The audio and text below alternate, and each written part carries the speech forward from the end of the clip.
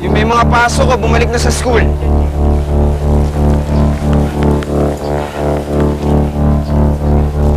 Hoy, ano ba? Bawal kayo dito! Balik na kayo doon sa klase nyo! Kayo din! Meron pa ba dyan? Balik kayo, balik! Kayo ba yung mga kaibigan ni Criselda? Oo. May nakita kaming kakaibang langis sa katawan ni Criselda. Alam niyo ba kung ano yun? May malalang sakit po sa balat si Criselda. At yung oil na yun po yung ginagamit niya para hindi maging scaly yung balat niya. At pag natutulog po siya, nilalagay niya rin po yun para pangpalambot ng balat niya. Ganun ba? Po. Ma'am, mali na naman yung hinala natin. Naligaw tayo sa mga kinikilo si Criselda eh. Awa naman.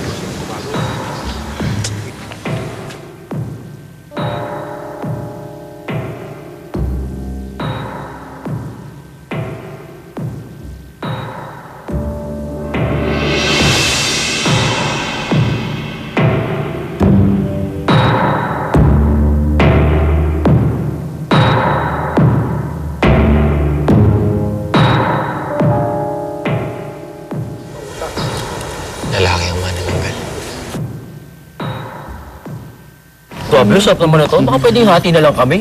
Sir, sigurado ka bang ibubuhos natin yun doon sa kinakain ng... Oo, sigurado. Isa yan sa mga paraan para malaman natin kung saan ngayong manananggal.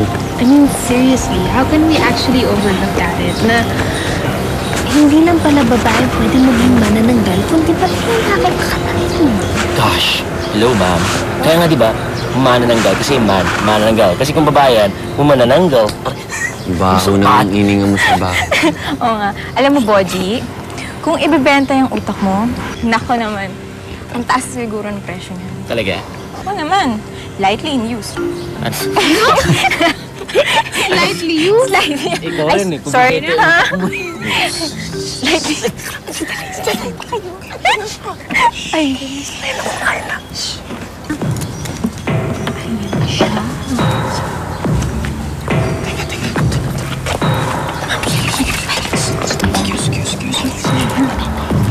Ay, aray ko.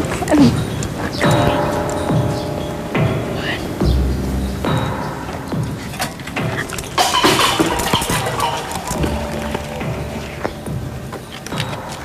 Sino yan?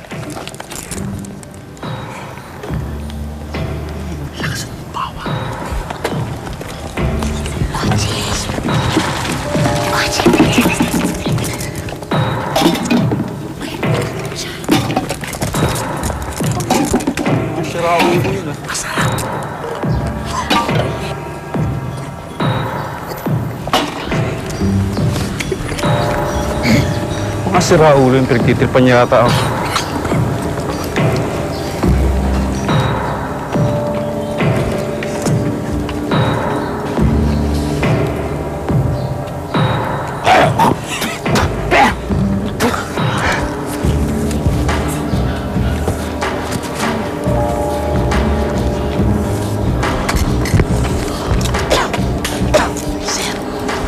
Confirm.